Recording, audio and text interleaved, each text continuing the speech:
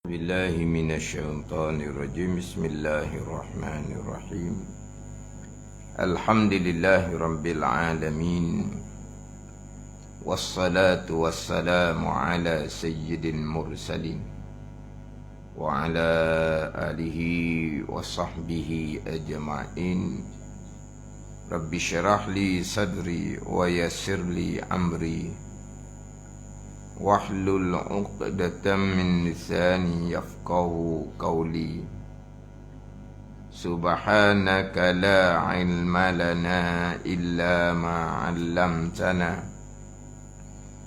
إنك أنت العليم الحكيم ولا حول ولا قوة إلا بالله العلي العظيم.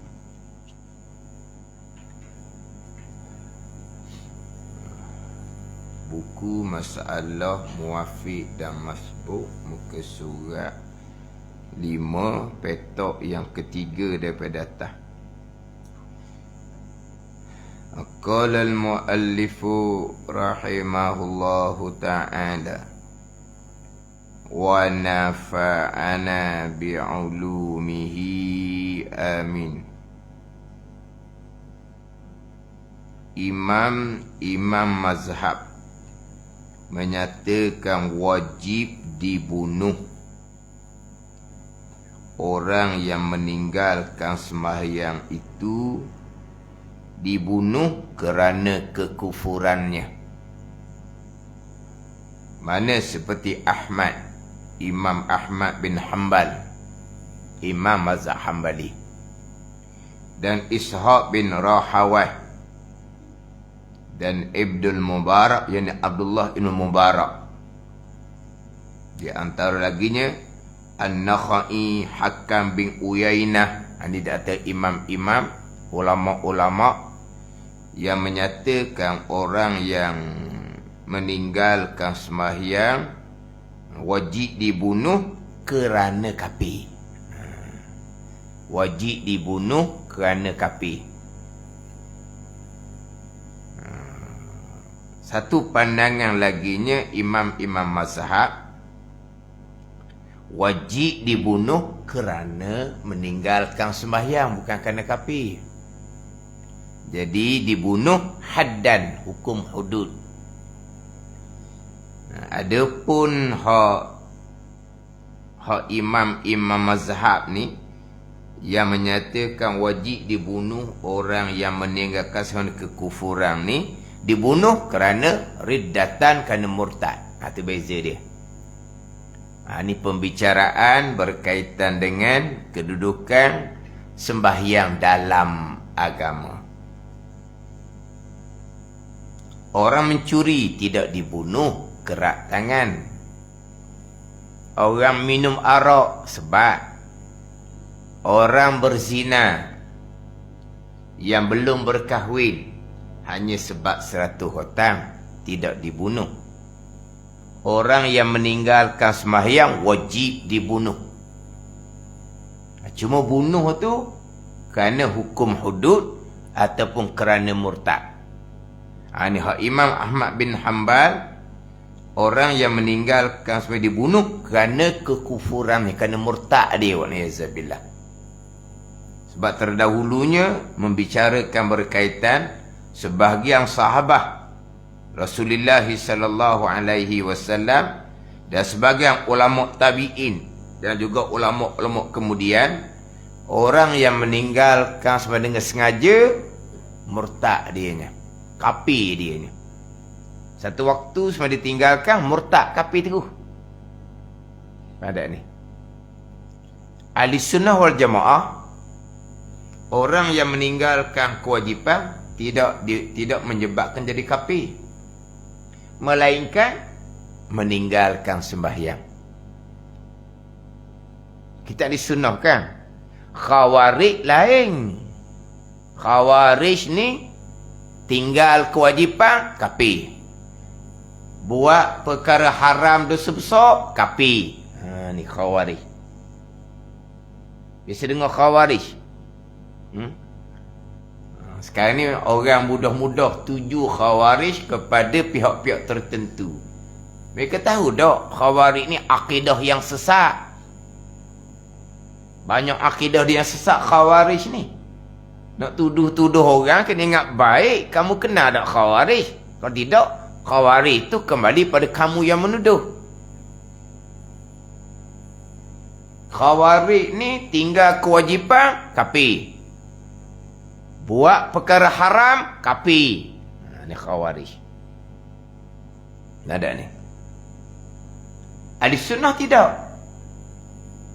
Meninggalkan kewajipan, fasik orang ni, tak kafir. Mengerjakan perkara yang haram dosa besar, fasik orang ni, tak jadi kafir. Melainkan ni, meninggalkan sembahyang. Mazhab Hambalinya kafir. Ni ada ahli sunnah.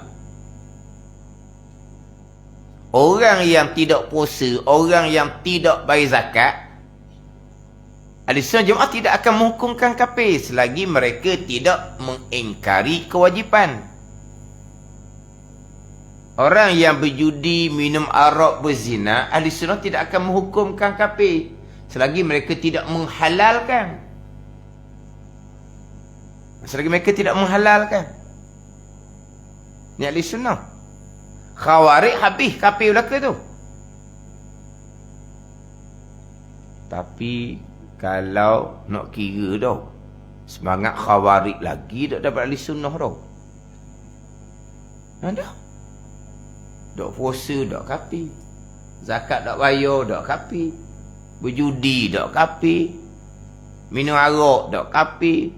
Berzina ratus ribu kali macam pelacur pun dok kafir. Dah. Togong arak, mabuk 24 jam dok kafir. Dok semangat gitu. Mabuk dadah je sepanjang masa dok kafir. Ke mana? Dok sungguh mana tu? Hak sungguh moleknya buat hak diharamkan kafir. Kafir ya kamu. Kita ahli sunnah pakai kafir juga, kafir nikmat, tak panggil kafir agama. Kupu nikmat orang panggil. Tapi tak kafir agama. Tu Khawarij tu. Gimana? Dah bayangkan dia berzina, kerja dia berzina, pelacur. Dah kafir-kafir pun. Mati pelacur. Jenazahnya dimandikan, dikapankan, disembahyangkan, dikebumikan di perkuburan orang Islam. Tempat kita tak ada lah gitu. Kalau ada gitu orang kali dok. Dari pelacur berzina tak kira berapa kalinya. Lepas mandi, lepas mati pergi mandi, lepas tu pakak pergi semayang. Kan orang Islam. Ada ni. Walaupun cukup 4 tapang pun orang Islam. Kalau tak cukup 4 tapang, kan faham cukup 4 tapang. Dia ada 4 tapang tu, 4 segi ke kenapa tapang tu? Apa dia tapang? Tapang tu persegi tu ke apa? Saya tak faham kat tapang tu. Tapi biasa dengar katalah, dia tu cukup 4 tapang. Mana 4 tapang ni 4 persegi ni, setapang ke maksud dia apa? Mana segala segi lah maksud dia. Segala segi. Mana cukup 4 tapang. Tapang tu apa? Tapang ni sebahagian sepehok itu 4 persegi. Kenapa dia tapang? Tak sebut tahu kan? Dia apa makna? Dan saya pun tahu tak sebut. Saya gamuk je, tapang ni 4 persegi tu setapang. Ya. Yelah kita faham maksud dia. Segenap segi jahat dia. Kita faham. Apa dia tapang? Tak tahu. Orang pandai sebut je. Nak kata Terengganu belaka ni. Pulau Rusa ni Terengganu Pio kan? Tahu? Tak tahu juga.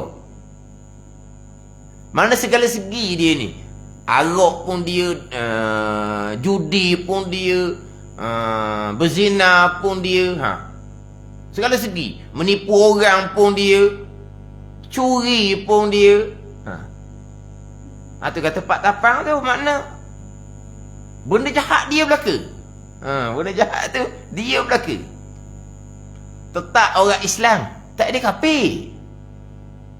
Bila dia orang Islam, boleh berkahwin.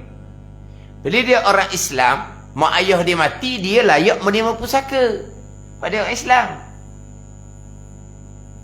Mati, wajib ditajhizkan jenazah dia, mandi kapal sembahyang ke bumi walaupun cukup 4 tapang.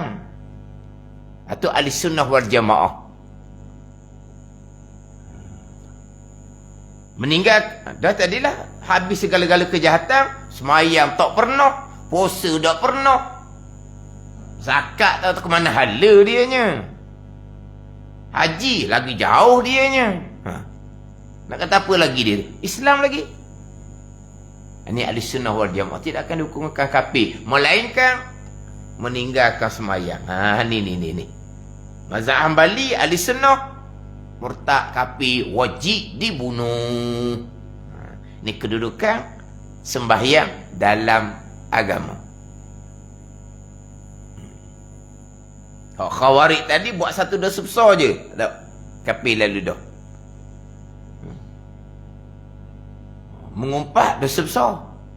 Sekali mengumpat kafir, barulah senyap. Ada. Ni duk belajar semua siang malang, mengumpat haram, ijma' ulama' berdosa besar, dosa dengan Adam, kena bayar dengan pahala, muflih di hari akhirah, dihumbang ke dalam neraka, tak habis juga mengumpat. Pakar Khawarij mengumpat kafir, barulah senyap kali. Mari buat apa ni? Ada tujuan apa? Dah. Kena balik semula. Buat apa? Nak kata kau orang ni. Kena balik kafir nanti. Baru jadi. Ke ni? Mari cari kawan tu nak mengumpat. Teringatlah kafir mengumpat. Naik. Turun semula. Kenapa? Jangan. Jangan. Aku ngumpat, mu tambah ngumpat, kita dua orang di kafir pula ya. Jadi balik dah. Sungguh dah. Tu kata Khawarij. Sungguh dia Khawarij ni timbul pada masa Sayyidina Ali karramallahu wajhah. Dia Khawarij ni sebahagiannya masuk Islam pada masa Nabi SAW, tapi mereka sudah di penghujung sebelum Nabi SAW wafat. Kemudian mereka ni sebahagian duduk di pendalaman, maknanya ilmu pengetahuan mereka sangat terhad, Khawarij ni. Tapi mereka cukup semangat buat ibadat. Puak Khawarij ni digelar puak sufriyah, puak pucat muka. Pucat muka kenapa? Tidur tak cukup, qiyamul lail. Pucat muka kenapa? Kerana puasa tiap-tiap hari. Ni. Kalau orang kita pucat muka kenapa? Penyakit. Pucat mukaku macam manis tu. Dah ni kuat ibadah ni. Ada ni. Tiba-tiba Sayyidina Ali karramallahu wajhah, yang wajib syurga, mereka tolak. Mereka rasa mereka pandai daripada Sayyidina Ali karramallahu wajhah. Bayangkan? Sayyidina Ali karramallahu wajhah, kita maklumlah khulafaur rasyidin yang keempat. Kita maklumlah manusia yang keempat, yang paling afdal di sisi Allah, kemudian daripada para nabi. Sebab manusia yang paling afdal di sisi Allah, yang bukan nabi, yang pertama adalah Sayyidina Abu Bakar radhiyallahu anhu.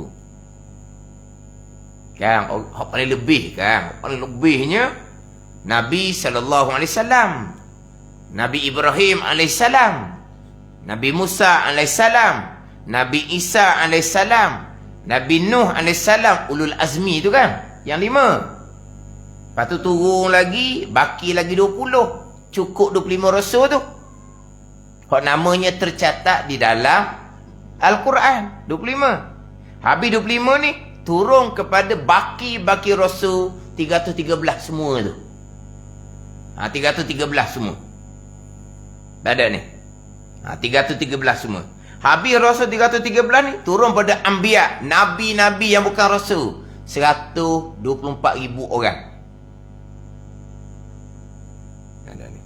Habis Nabi-Nabi 124,000 orang ni, Turun pada ru'asaul malaikah, ketua tu malaikah, Jibril, Mikail, Israfil, Israel.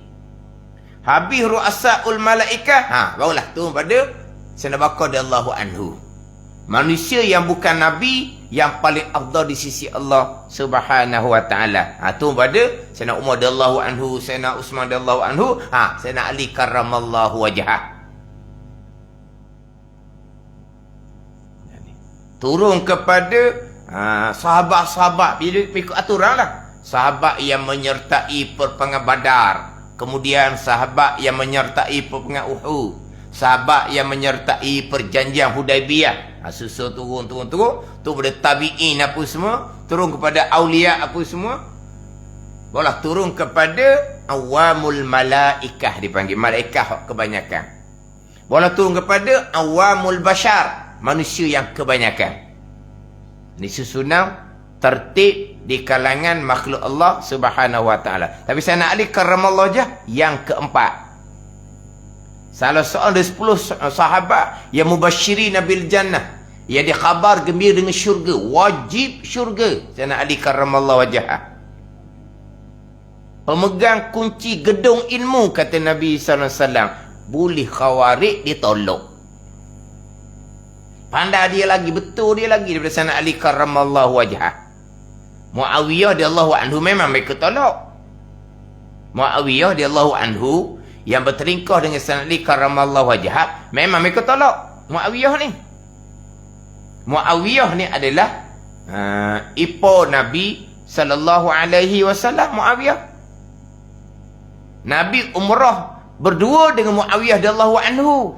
Kedudukan Muawiyah di sisi Nabi sallallahu alaihi wasallam. Pok khawarij ditolak Muawiyah radhiyallahu anhu. Sayyidina Ali pun ditolak juga.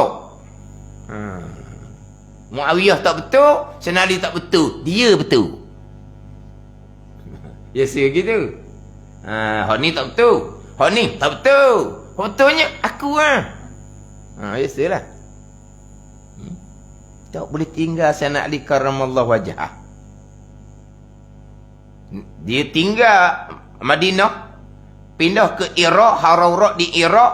Dia boleh bawa puak dia 25,000 orang berhijrah ke Iraq.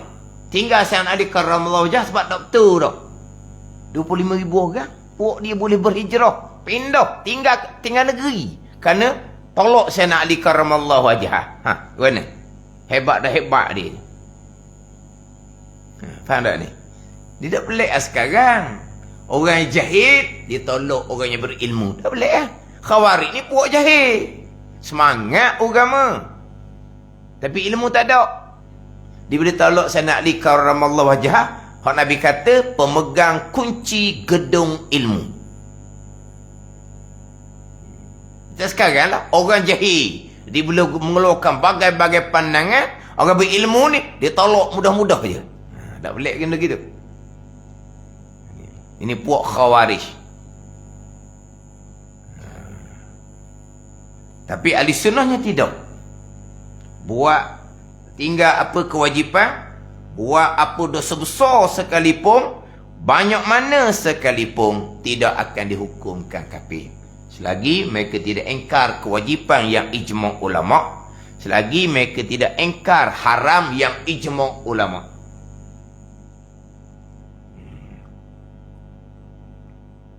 Sebab tu kalau kita bicara Islam, iman dan ihsan dalam kitab Faridatul Faraid comel. Islam terima zahir akan sekian perkara agama. Iman percaya hati akan sekian perkara agama. Ihsan laksanakan, tunaikan, kerjakan segala perkara agama. Jadi Islam bukan kerja. Islam ni terima. Semayang wajib orang Islam walaupun tak semayang. Puasa wajib dia orang Islam walaupun dia tak puasa. Berjudi haram dia orang Islam walaupun dia berjudi tak tinggal. Berzina haram tapi dia berzina, dia tak tinggal. Dia masih lagi kekal orang Islam sebab diterima hukum agama yang kata wajib, yang kata haram.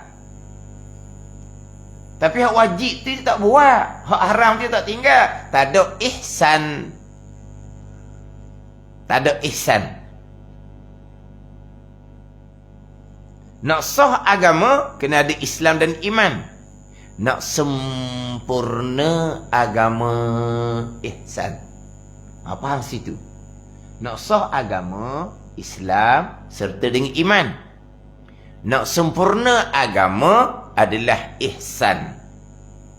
Jadi rukun agama, Islam, iman dan ihsan ada ketiga-tiga, barulah sempurna, comel agama dia. Tapi untuk sah agama, dua, Islam dan iman. Kan rukun agama kan, Islam, iman dan ihsan. Faham situ lah. Islam terima zahir, iman percaya hati, ihsan kerjakan, tunaikan, laksanakan, itu ihsan. Jalan ni. Kalau tidak melaksanakan perkara agama, tetapi masih lagi terima itu perkara agama, dia masih lagi orang Islam. Tapi pelaksanaannya tidak dilakukan, maka berdosa dia. Ada ni.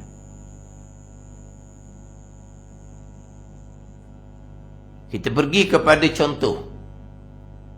Kita perkara agama ni wajib kita laksanakan ibadah. Wajib kita laksanakan bahagian muamalah. Wajib kita laksanakan bahagian munakahat. Ijma' ulama wajib laksanakan bahagian hukum janayat. Hak ibadat, semayang, puasa, zakat, haji, ijma' ulama wajib dilaksanakan. Bahagian janayat, kan kita ada 4 robok kan? Ada 4 robok. Kalau orang sekolah sanawi kan, dia ada 4 tahun. Tahun yang pertama, robok ibadah. Tahun yang kedua, robok muamalah. Tahun yang ketiga, robok munakahat. Tahun yang keempat, robok janayat. Ini agama. 4 robok. Rubu'un ni 1/4. Rubu'un 1/4. Arba'ah 4. Rubu' 1/4. Salasah 3. Sulus 1/3. Khamsah 5. Khumus 1/5. Ke tak tahu? Arba'ah, salasah, khamsah, tak tahu? Tu masuk sekolah pastilah, dah tahu bilang kau. Arba'ah 4. Rubu' 1/4. Jadi 4 rubu' bahagian agama, bahagian pekoh. Sebagaimana rubu' ibadah, semayang, puasa, zakat, haji wajib dilaksanakan ijma' ulama. Rubu' janayat pun sama, wajib dilaksanakan ijma' ulama. Orang mencuri, Quran perintah macam mana? Faqta'u aydiyahuma, potong oleh kamu akan tangan pencuri lelaki dan pencuri perempuan. Quran perintah faqta'u, wajib dilaksanakan ijma' ulama. Bukan khilaf-khilaf ni. Ada ni. Itu bab laksana. Kalau tidak laksana, yang pertama, terima ke tidak. Itu hukum agama. Kerak tangan pencuri, hukum zolim, tak pakai nanya ke orang. Orang curi tu beri duit ke dia, bukan kerak tangan ke dia. Beri kerja ke dia, dia curi tak ada duit lah tu. Ada tu kan ceramah kata gitu. Dia mencuri kerak tangan, dia nak kerja macam mana? Lagi dia mencuri sebab duit dia tak ada.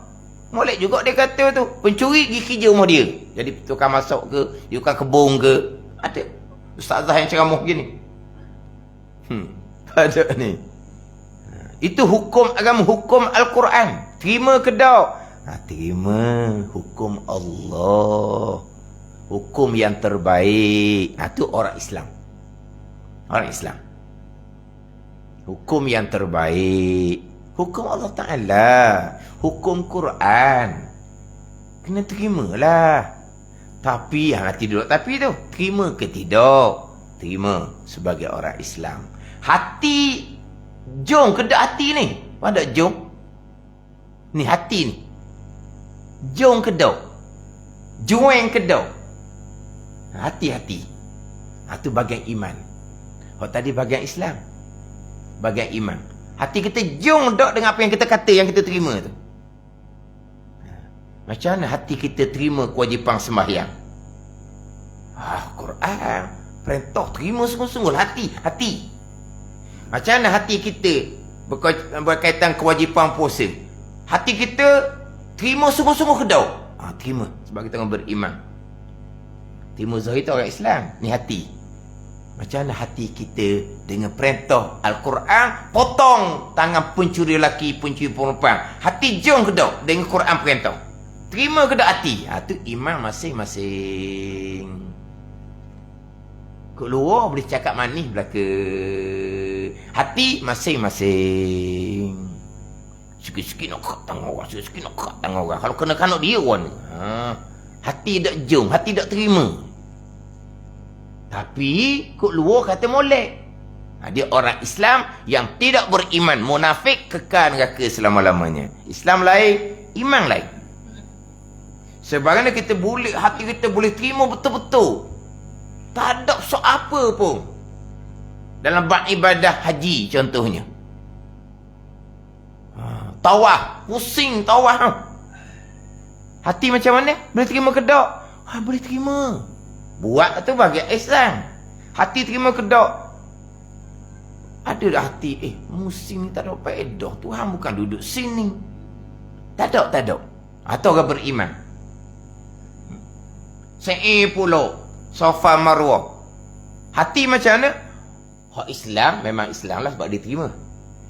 Hak Islam dilaksana. Hati dia terima macam mana? Terima sungguh-sungguh. Ada ni? Siti Hajar cari air. Kamu cari air apa? Tapi hati atau beriman. Melontar pula. Melontar. Kan dulu kan melontar kan bertembung mati kan masa tu. Ada tak di hati timbul melontar ni kerjaan tak sesuai dah zaman sekarang. Masa Nabi boleh melontar. Hajatul Wada' 100,000 lebih je. Kita ni berapa juta ni. Melontar ni tak sesuai dah hukumnya. Ada tak timbul di hati gitu? Tak ada. Mati tak mati pun sanggup. Berapa hati boleh terima betul-betul? Jom betul-betul. Quran. Itu syariat Nabi. Syariat Allah Subhanahu wa ta'ala. Ni. Itu iman dipanggil iman. Hati inilah situlah. Wukuf di Arafah. Wukuf di Arafah. Buat apa wukuf di Arafah? Tunggu saya katalah, kalau tunggu durian, boleh makan durian. Ni wukuf di Arafah. Tak sempat wukuf di Arafah, kena qada pula tahun depan. Allah. Bahkan Nabi bersabda, Al-Hajju Arafata. Haji ialah wukuf di Arafah. Seolah-olah wukuf itulah haji. Jadi macam mana hati kita? Sebab ini perkara yang tak boleh fikir di akal ni. Kenapa tawah? Kenapa sa'i? Kenapa melontar? Kenapa wukuf? Dah. Ni, iman. Macam mana dengan perintah Al-Quran? Kerat tangan pencuri. Itu kita boleh fikir kau akal. Orang akan takut nak mencuri. Ada ni. Kau tadi tak boleh fikir dengan akal tu. Kenapa? Dah. Ni, iman.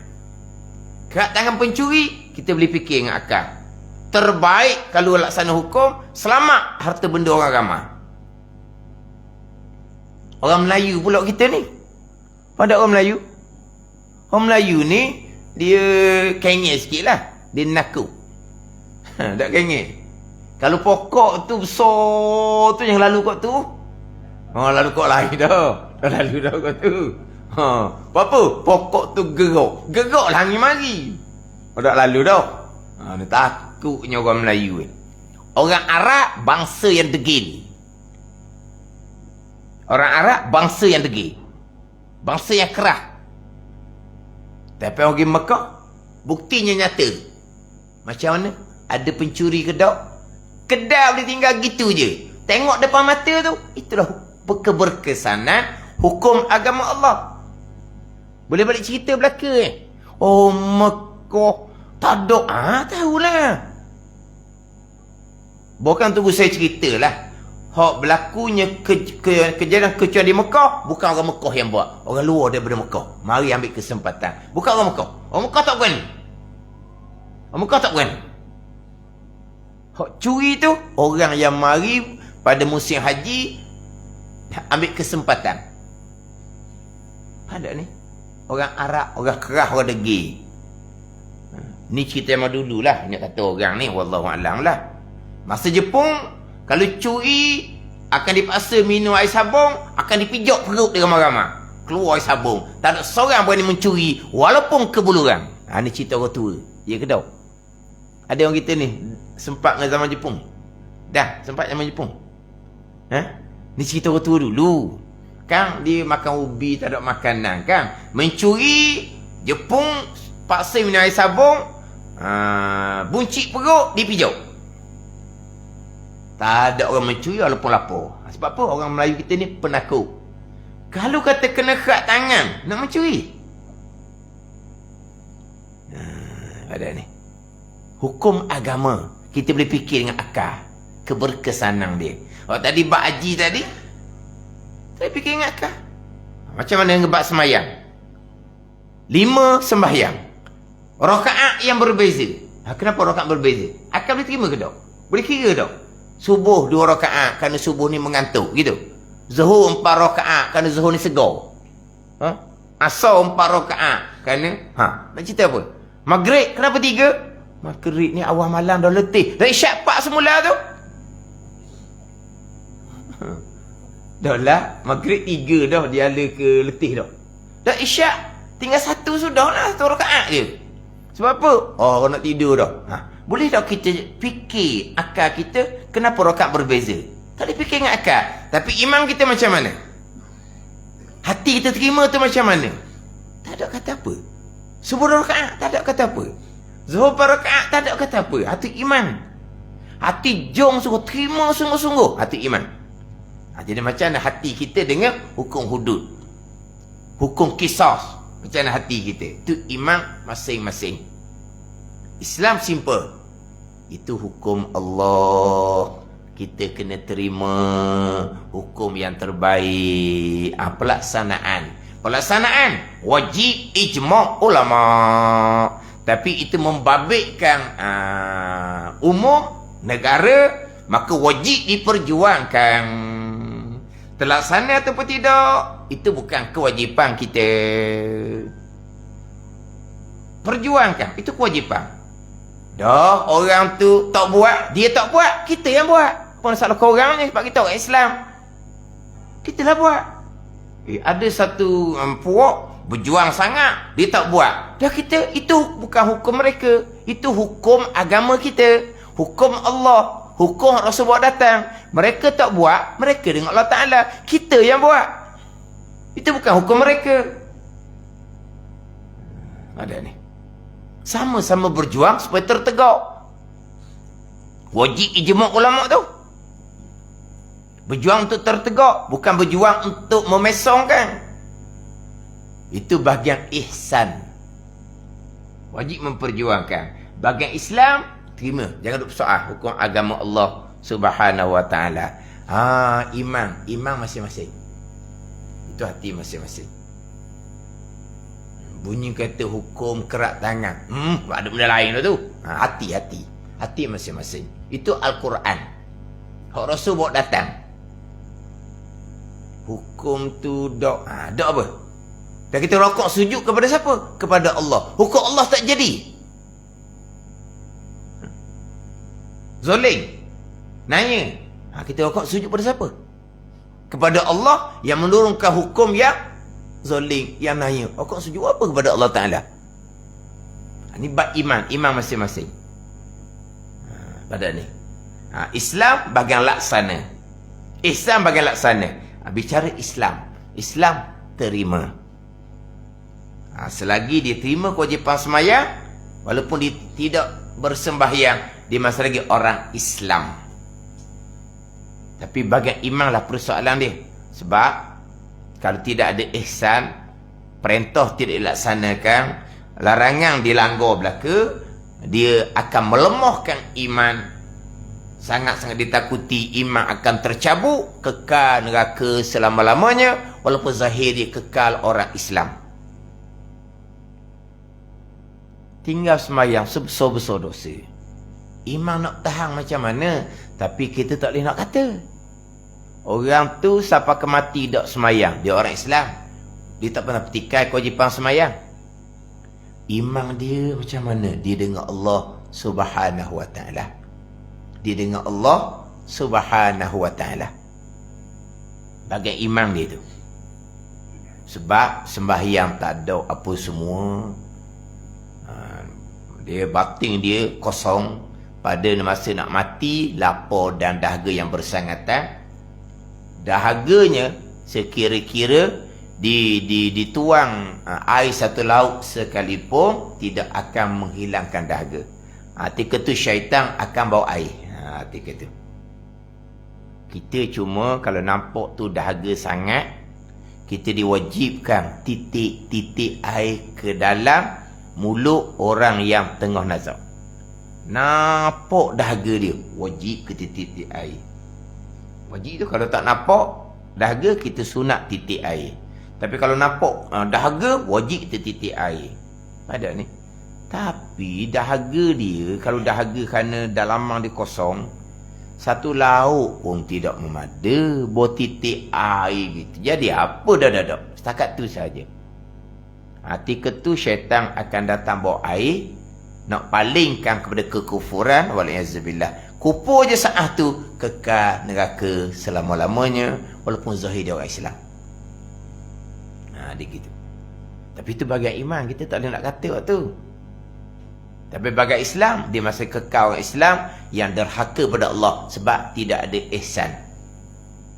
Islam terima zahir, iman terima hati, ihsan laksanakan. Kena faham gitu. Jadi laksana hukum agama ni lah syarat untuk sempurna Islam dan iman. Sembahyang itulah yang akan menguatkan iman. Puasa itulah yang akan menguatkan iman. Itu penting dia. Ihsan cukup penting sebab dia berkait dengan kekuatan iman masing-masing. Tanda ni, dia berkait dengan kekuatan iman masing-masing. Bukan kata orang yang tidak melaksanakan perintah Allah dak kafir pun. Dosa besar satu dah. Meninggalkan semai puasa contohnya. Iman macam mana? Tuan nombor satu, imannya macam mana? Walaupun dia berjudi, minum arak, tak menyebabkan batal Islam, tidak menyebabkan batal iman, sangat-sangat melemahkan iman. Atau poin dia iman. Islam bagian zahir je. Islam bagian zahir je. Iman perkiraan khatimah, iman perkiraan barzah, iman perkiraan mahsyar. Imanlah syarat syurga Allah Subhanahu wa ta'ala. Khatimah kita tu kesudahan. Husnul khatimah yang kita minta tu kan. Allahumma khtim alaina bihusnul khatimah. Baik kesudahan kita minta, disudahi akan kita. Apa dia baik kesudahan? Al-maut alal iman. Mati nak kena iman diselamat. Ada ni. Bukan kita kata mati itu mati Mekah. Bukan. Mati Mekah. Baik kesudahan. Mudah-mudahan. Dia bukan kayak gitu. Dia kepada iman. Itu husnul khatimah. Mati nak kena iman selamat. Itulah baik kesudahan. Masing-masing di sisi Allah. Aku tak tahu. Barzah, iman. Mahsyar, iman. Syurga, syaratnya iman. Itu kedudukan iman. Iman ni percaya hati. Percaya hati itu untuk sah iman. Untuk kuat iman tu mari pada ihsan. Ni amal ibadah kita ni ihsan yang panggil ni. Ihsan ni maksud asal dia husnul ni baik. Husnul ni baik, bagus, comel. Ihsan ba'ifa'at, buat baik. Itu ihsan, buat baik. Ahsana yusinu ihsanan, buat baik. Apa dia buat baik? Buat Tuhan suruh, zahir dan batin, tinggal hak tuan larang zahir dan batin. Itu buat baik. Itu ihsan.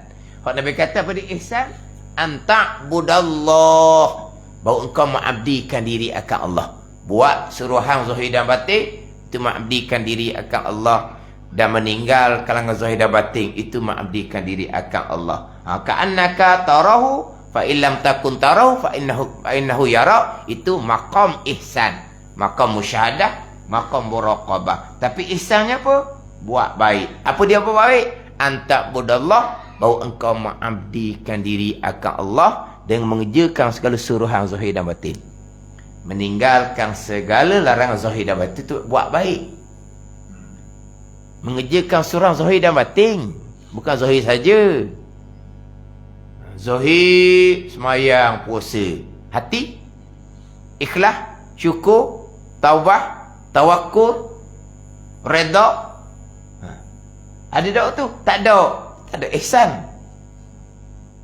Meninggalkan perkara dia haramkan, itu mengabdikan diri akan Allah. Itu buat baik. Berjudinya tidak, dosa besar. Berzinanya tidak, dosa besar. Minum araknya tidak, dosa besar. Riak, ujub, takabur, hasad, kabair, dosa besar. Riak, syirik. Nabi kata syirik kecil. Orang berjudi, minum arak, berzina tidak dipanggilkan syirik. Orang riak, Nabi kata syirik kecil. Itu dosa besar. Tinggal ni boleh panggil orang ni orang yang buat baik. Faham tak? Kalau setakat wa amal sunat, kewajipan taat batin tidak dilengkapi, maksiat batin dikekali, tu dalam kitab Minhaj kok, tak ada benda tu. Tak ada benda. Orang kata tak ada benda tu. Orang yang meninggalkan perkara yang harus. Mana perkara harus tinggalkan? Tidur malam. Harus kita sembang isyak dah. Ditinggalkan tidur malam untuk qiyamul lail. Makan siang hari perkara harus. Tinggal makan kerana berpuasa sunat. Meninggalkan tidur perkara harus je tidurnya, tinggal benda harus. Makan siang hari harus, tinggal perkara harus. Tiba-tiba mengekali perkara haram, riak, ujub, takbur, hasad yang mewajibkan neraka. Maka tak ada sesuatu seumpama ni. Nabi kata Imam Ghazali, tak ada. Hak harus dia tinggal, hak haram dia kekalkan. Apa ada ni? Tu tak ada bahagian tu, tu tak ada benda. Tak ada ihsan tu, tak ada. Tak ada pengabdian diri kepada Allah Subhanahu wa ta'ala. Ihsan ni penting kerana berkait dengan iman. Islam tu bahagian zahir. Jadi waktu di sisi ahli sunnah jamaah kena faham lah. Islam terima walaupun tak laksana. Ihsan barulah laksana, syarat untuk sempurna Islam dan iman. Termasuk semayang. Malaikat mazhab Hambali semata-mata meninggalkan semua jadi kafir. Kemudian dibunuh kerana dia kafir. Tetapi orang tinggal semayang ni hukum bunuh tidak ijma' ulama, sebab mazhab Hanafi tidak dibunuh orang meninggalkan semayang, hanya dipenjara, dipukul dengan besi dalam penjara sampailah mereka sembahyang, tapi tidak dibunuh. Sebab tu dalam enakmen hudud tidak dimasukkan hukum meninggalkan semayang tu, sebab perkara yang bukan ijma' ulama. Wajib bunuh ni kita kata ni wajib bunuh ni. Wajib bunuh Maliki, Syafi'i, Hambali saja. Jadi bukan ijma' ulama. Bila bukan ijma' ulama, adakah wajib dilaksanakan? Tak wajib dilaksanakan sebab bukan ijma' ulama. Dalam ilmu tak ada bab tinggal semayang ni. Kemudian orang tinggal semayang ni dibunuh, banyak syarat dia. Macam cerita minggu lepas lah, jangan faham Islam ni nak bunuh orang dia. Macam kata orang mencuri, nak kerat tangan orang je. Dok, syarat dia banyak nak kerat tangan tu.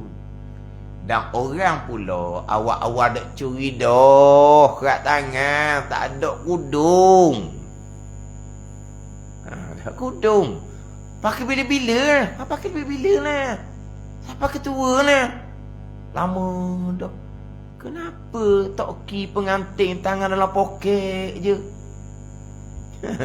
Toki pengantin tangan dalam poket je. Toki dia. Toki pengantin tu tak ada tangan.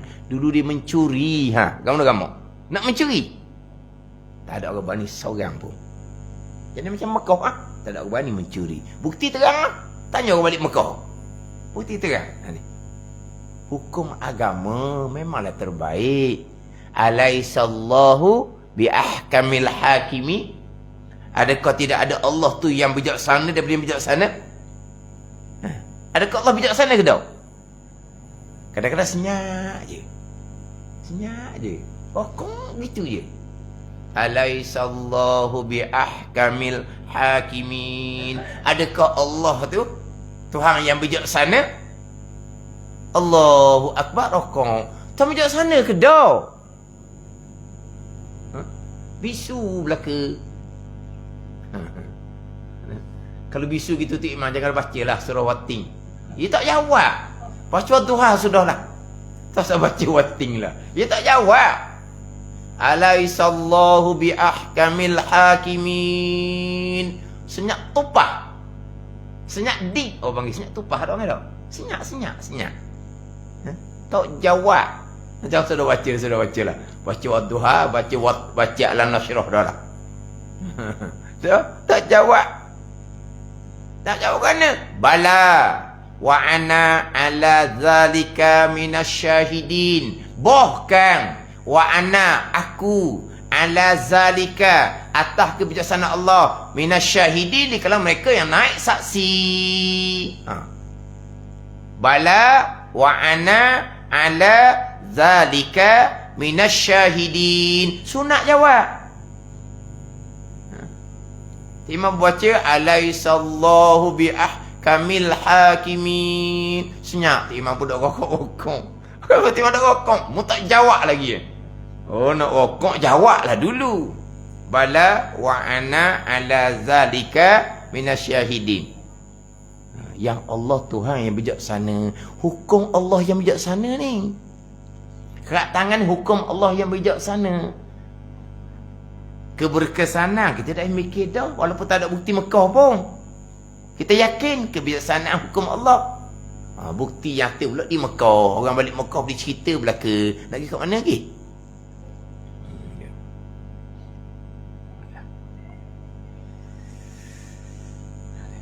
Jadi kita balik pada persoalan orang meninggal sebagai hukum bunuh. Mazhab Maliki Syafi'i hukum bunuh kerana hudud. Orangnya Islam. Tapi mazhab Hambalinya hukum bunuh kerana kafir. Hukum bunuh kerana kafir. Kafir tak ada lah. Jenazahnya dibuang. Bukan dibuang lah. Dikambuh lah mana-mana pun. Tak panggil tanang lah tau. Panggil kambuh lah tau. Orang kafir tu tanang ke kambuh? Tanam. Kambuh kucing. Kan kucing tu bela mapuh kucing tu kan. Berjerit lana kucing mapu. Tanah ke kambuh? Kambuh dah. Kucing kambuh. Orang kafir mati. Kambuh lah. Apa ni? Kena hukum bunuh tinggal semayang kerana kafir. Lepas bunuh kambuh je. Kalau tak kambuh kan jadi penyakit orang pula. Bak mayat dia tu busung. Mandi. Orang kafir. Mandi apa? Kapang. Orang kafir. Semayang. Orang kafir mana boleh semayang mayat dia. Nak tanam kubur Islam. Mana boleh dia orang kafir? Dia mazhab Hambali. Tinggal semayang. Kafir. Bunuh kerana kafir. Mazhab Syafi'i Maliki. Bunuh kerana dia meninggalkan semayang. Walaupun tidak dihukumkan kafir. Mazhab Hambali tidak dihukum bunuh lah. Mazhab Hambali dia penjara. Sini ada ni. Manakala yang mengatakan wajib dibunuh kerana menjalankan hak. Ada ni. Seperti mazhab Maliki, Syafi'i dan Abu Hanifah. Dia dalam kitab empat mazhab, Abu Hanifah tidak menjalani hukum bunuh. Dia hanya penjara sahaja. Sila rojok kepada kitab Bidayatul Mujtahid oleh Ibn Rushd. Bagianlah hukumnya syariat Islam ke atas mereka semua yang mengaku berlindung di bawah naungan Islam sedang mereka dusta kerana tidak menunaikan salah satu rukun yang terpenting itu, iaitu sembahyang. Bagi kita sebagai seorang yang faham syariat Allah itu tidak merasai terkejut dan aneh apabila mendengar hukuman terhadap mereka meninggalkan itu kufur ataupun fasik. Tidak pelik. Tinggal sembahyang kafir ataupun fasik. Fasik ni mazhab Maliki, Hanafi, Syafi'i. Tak pelik lah. Hukum bunuh pelik apa pula? Dia meruntuhkan agama. Orang yang meninggalkan sebenarnya Nabi kata dicampur agama ke belakang. Buang agama. Pelik apa kena bunuhnya? Ini perkara penting dalam agama berkaitan dengan sembahyang. Tapi bukan sembahyang adah, sembahyang serta dengan ilmu. Itu pentingnya. Kita orang Terengganu ni insya-Allah dah bab sembahyang ni. Bukan nak akak orang Terengganu. Tapi begitulah orang Terengganu ni. Bab sembahyang ni alhamdulillah ilmu dia macam mana. Ada juga yang mak ayah tak sembahyang. Jadi anak dia sembahyang di sekolah je.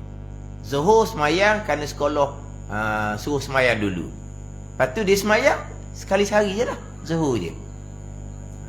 Lepas tu balik rumah, mak ayah dia tak sembahyang pun. Jadi anak ni tak sembahyang. Subuh tak sembahyang, asar tak sembahyang. Ada lagi tu. Tengok-tengok mak dia pun rambut kuning. Gitulah. Oh, jenis. Mak ayah tak jenis dah. Tapi adalah. Tapi di Terengganu ni taklah berat sangat. Kalau di tempat-tempat luar jangan. Kalau kita ni ceritalah, kalau kita berpindah rumah, nak tahu kiblat tersudut tanya jiran lah. Tengok, cari sendirilah kiblat ke mana. Kalau tanya jiran, memalukan. Sebab apa? Dia tak nak jawab. Tak nak jawab. Tak nak jawab di mana kiblat. Dia tak pernah semayang dan tak pernah ada cerita nak semayang. Saya pernah pergi rumah orang. Anak dia tak semayang, tapi saya baik dengan dia. Saya boleh di masjid, saya nak semayang rumah dia. Tapi akhirnya budak tu disemayang. Kawan berhenti dah ajak semayang. Dia semayang lah. Tak pandai mula-mula. Ajar lah. Masa pergi rumah dia tu, saya nak semayang rumah dia. Walaupun boleh semayang masjid. Rumah dia. Ayah dia tu tak okey dah lah. Sebab dia ada anak saudara dah. Mana ayah dia tak ada cucu dah. Saya nak semayang, dia alah dengan apa? Dengan kain batik. Tak pula kain batik pun. Dah alah pun dah apa. Kita nak semayang rumah. Bukan rumah najis. Alah kain batik. Tengah semayang tu dia boleh baloh belakang tu dengan bini dia. Abang, betul tak kiblat tu? Dia baloh betul kiblat. Hak ni kata, arwah mak dulu. Rasa gini dengan semayang. Arwah mak dia dulu. Baloh kiblat. Betul ke tak betul? Hak dia wisaya, hak dia alah dengan kain batik. Ni tok semayang betul-betul. Ada ni. Adalah negeri yang seumpama tu. Jadi mereka ni tinggal semayang tu perkara yang normal saja. Kita Terengganu Kelantan ni boleh katakan alhamdulillah lah. Sebab tu pernah ditanya dalam satu dewan negeri, apakah persiapan kerajaan apabila berlakunya banjir? Yang berkenaan jawab, banjir berlaku di tempat orang kuat semayang. Banjir tak berlaku di negeri mereka. Banjir berlaku di tempat orang kuat semayang. Kelantan dan Terengganu. Itu maksud dia. Di negeri mereka tak ada banjir sebab tak kuat semayang. Lepas cakap gitu, kena banjir kilat. Sebab dia tidak ada persediaan. Sebab dia tak pernah turun hujan banyak. Bila turun hujan banyak, jadi timbul sekejap pun banjir kilat dah. Habis satu ibu negeri naik air. Tu. Banjir berlaku di negeri yang kuat sembahyang. Maknanya Terengganu Kelantan, bab semayang tu alhamdulillah lah. Tapi semayang biarlah dengan ilmu. Semayang dengan ilmu. Bukan semayang adah tradisi. Daripada mak ayah pun adah tradisi. Turun kepada anak cucu pun adah tradisi tu malang lah. Semayang dengan ilmu. Bertambah jelas lagi apabila kita memperhatikan pada sabda Rasulullah sallallahu alaihi wasallam, "Ural Islam wa qawaiduddin salasah. Alaihinna ussisal Islam. Man taraka wahidatan minhunna fahuwa biha kafirun halalud dami. Syahadatu an la ilaha illallah wassalatul maktubah wasaumu Ramadan."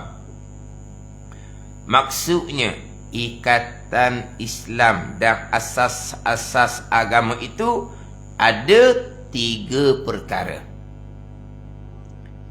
Di atas inilah, di atas 3 perkara ni tertegaknya Islam. Barang siapa meninggalkan salah satu daripadanya, maka dia menjadi kafir dan halal darahnya. Barang siapa meninggalkan salah satu daripadanya, daripada 3 perkara, maka dia menjadi kafir dan halal darahnya. Mana 3 perkara ni? Iaitu syahadatu alla ilaha illallah. Meninggalkan syahadah, menjadi kafir. Tapi sini perlu pada huraian lah. Sebab kita ni, Islam kita bukan dengan syahadah. Islam kita taba'an li abawai. Islam kitanya warisi daripada ibu bapa. Islam kita bukan bermula daripada syahadah. Islam bermula dari syahadah, Islam orang kafir. Orang kafir nak masuk Islam, dia mengucap 2 kalimah syahadah. Kita ni Islam yang kita warisi, Islam yang kita pusakai. Walaupun tidak pernah mengucap 2 kalimah syahadah, walaupun tidak pandai mengucap 2 kalimah syahadah, mereka masih lagi orang Islam. Faham tak ni? Tak pandai mengucap 2 kalimah syahadah, maknanya apa ni? Tak pandai pun baca tahiyat, tak pernah semayang, tapi mereka masih lagi dihukumkan orang Islam. Dia orang Islam macam kita, orang Melayu, mak ayah Islam, tok nenek Islam, tapi dia ni Fatihah tak pandai baca, tahiyat tak pandai baca, mengucap pun tak pandai, tubuhnya penuh dengan lukisan tatu. Dia tetap dihukumkan sebagai orang Islam walaupun tak pandai mengucap. Ada ni.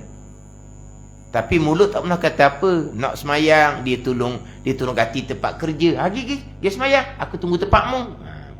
Dia tak pernah semayang. Tak pernah semayang. Nak semayang macam mana? Fatihah tak pernah baca, tahiyat tak pernah baca, mengucap pun tak pandai. Tapi hukumnya orang Islam, tak hukum kafir. Darahnya tidak halal. Sebab dia Islam bukan daripada mengucap, Islam daripada mak ayah.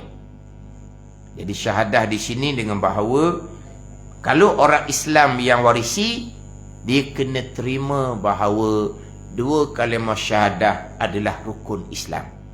Islam dah dia terima. Dia tidak engkar.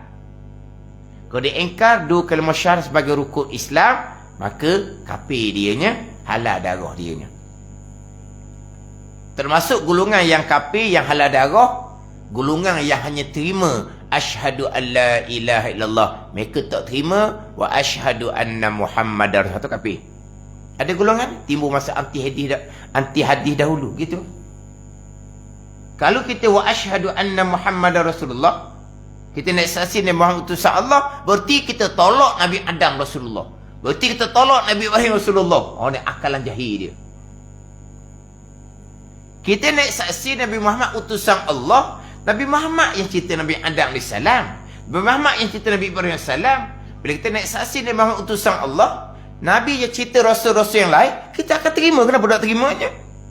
Sebab kita nak saksi Nabi Muhammad utusan Allah. Lepas tu Nabi bawa apa? Nabi cerita Nabi Adam Rasulullah. Kita terima Nabi Adam Rasulullah. Kenapa nak tolak Nabi Adam pula? Ditolak. Syahadah yang kedua, kafir orang ni.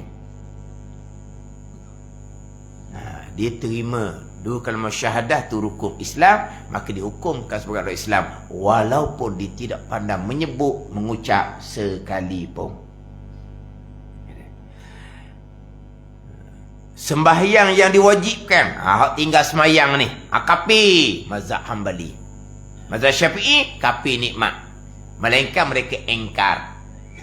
Dan puasa dalam Ramadan tinggal kafir nikmat, melainkan kalau mereka engkar maka kafir agama. Itu punya huraian dia lah. Puasa tak wajib puasanya. Puasa ni menyeksakan. Makanan ada, makanan kita sedia buat apa, kita nak menahan lapar, diengkar kewajipan, barulah jadi kafir. Dia tinggal puasa tapi tak pernah ingkar kewajipan, dia kekal orang Islam, kafir nikmat. Tapi pokok bicara di sini adalah sembahyang 5 waktu. Sembahyang berjamaah. Baru nak masuk kepada hukum solat berjamaah. Sembahyang berjamaah merupakan sunnatun muakkadatun kepada kaum muslimin dan juga adalah fardu kifayah. Sunnatun muakkadah, fardu kifayah. Hak mana antara dua ni? Tu kena faham molek dalam mazhab Syafi'i kita. Dalam mazhab Syafi'i kita satu pandangan solat berjemaah sunnatun muakkadah, satu pandangan solat berjemaah adalah fardu kifayah. Dua pandangan. Tapi yang muktamaknya adalah sunnatun muakkadah, iaitu pandangan Imam Rafi'i. Fardu kifayah itu pandangan yang masyhur, pandangan Imam Nawawi. Jadi dua pandangan berkaitan hukum salat berjemaah, dan ada mazhab salat berjemaah fardu ain, dan ada mazhab salat berjemaah syarat semayang sama juga dengan jemaah semayang Jumaat. Sama Jumaat berjemaah syarat semayang. Di waktu yang lain syarat semayang juga. Bagi lelaki yang duduk berhampiran dengan masjid sebagai jiran masjid. Itu ada pandangan dalam mazhab Hambali dan ada pandangan dalam mazhab Hanafi.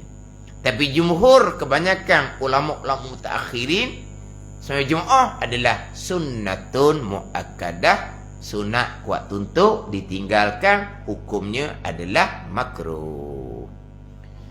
Wallahu a'lam. Bismillahirrahmanirrahim. Alhamdulillahirabbil alamin.